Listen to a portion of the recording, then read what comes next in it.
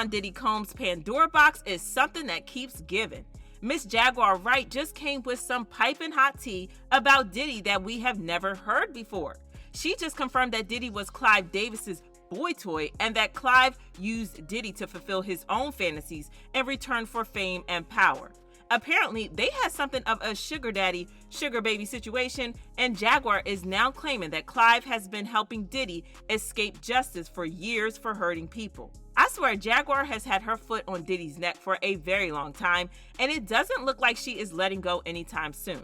And it's not like we mind because she is steady dropping tea about Diddy that eventually turns out to be true. Now, the rumors of Diddy being on the DL have been around almost as long as his career, and people have spoken over and over again about the things he does with other rappers and the shenanigans that he involves himself in.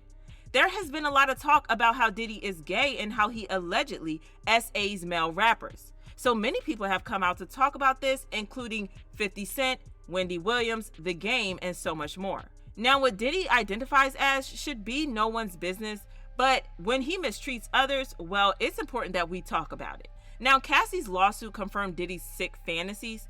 Cassie revealed that Diddy forced her to hire male escorts and how he would watch her perform actions with them and got off on it. Well, his bodyguard, Gene, has come out to reveal that not only did Diddy watch Cassie and his escorts, but he also actively participated in the actions as well. He didn't want it to come back to him in a way, he hiring the people, he gonna put it all on her. Cause she knew what he liked. Cause she wasn't just hiring it for her. Don't get that effed up, Art. If you think that she was just hiring those male prostitutes for herself, nah.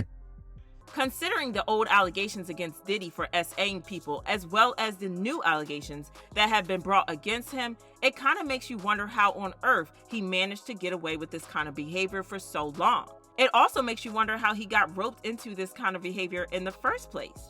Well, Jaguar is stepping into the situation and revealing where Diddy learned all this from. Apparently, Diddy himself is also a victim because he was allegedly an intimate slave to Clive Davis, if you know what I mean. If you think about it carefully, it doesn't make a whole lot of sense that Diddy, who was just an intern at Uptown Records, ended up getting a deal to start his own record label, even though he didn't have that much experience in music. He started an internship at Uptown Records in 1990, and 3 years later in 1993, he got fired. Then he started Bad Boy Records in partnership with Arista Records, which is owned by none other than Clive Davis. Sure, Bad Boy Records ended up becoming super successful, but at the time, Diddy was pretty much a newbie in the game. So people have always wondered how he was able to convince Clive to fund his record label. And it wasn't like Clive had a lot of faith in Bad Boy Records being successful, because he himself has admitted this. In an interview, he revealed that Diddy put pressure on him, saying, "Sean Combs convinced me that Top 40 was going to embrace hip-hop. It seemed so unlikely then when he played me Craig Mack's 1994 hit, Flavor in Your Ear, and Notorious B.I.G. material when he was totally unknown. This 21, 22-year-old guy was seeing clearly how music was changing. So Bad Boy was Diddy's dream and not necessarily something that Clive was interested in, but he still decided to fund the label. And with Jaguar's new revelations, it looks like we finally have our answers." According to Jaguar, Diddy was allegedly and SA'd by his mentor, Andre Harrell, who started Uptown Records. And get this, she claims that Andre himself was allegedly by Clive Davis. My focus right now is Sean Combs. Okay. Tell us why. Because he's a trafficker. And he's using music and entertainment to traffic. Now, is this just boys, girls, adults, kids? I mean, from what I've heard from sources that I would consider reliable, it really doesn't matter. Wow. I don't think something that has anything to do with gender at this point for Sean. I honestly think he's just an extreme narcissist who loves power. He loves the ability to manipulate and control people. Why? Most likely because he was victimized by his mentor, who loved to control people. And his mentor was Andre Harrell. Tell us how Who was was he victimized? mentored by Clive Davis. And when it comes to Clive deciding to fund Bad Boy Records, Jaguar revealed something interesting. And don't tell me that Andre Harrell got touched by Clive Davis too. I'm telling you, I don't know what happened between Andre and Clive. What I do know is that Andre got passed over.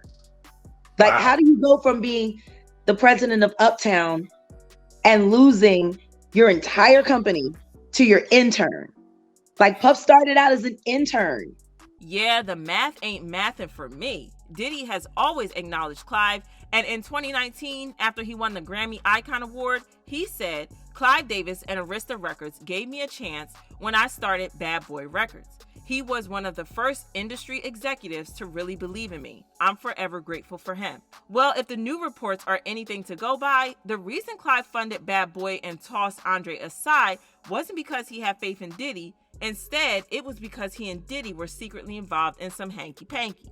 Now, rumor has it, allegedly, Diddy got on his knees for Clive Davis in 1994, and that's how Bad Boy Records came about. This is interesting because Clive also had a couple of SA allegations against him, and he has also come out as being bisexual, so yeah, do what you want with that information.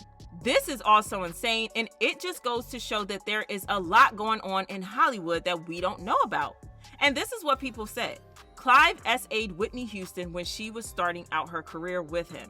Till this day, he is still profiting from her music, documentaries, movies. He sickens me.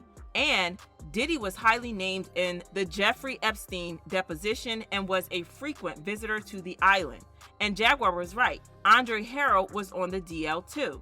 And what Jaguar is saying makes so much sense. I knew Clive had everything to do with what Diddy has been doing. It's crazy to think about this cycle that has been going on and on, but I want to know what you guys think about Jaguar's revelations. What do you think about Diddy being Clive's slave? Drop your thoughts in the comments, then check out this next video.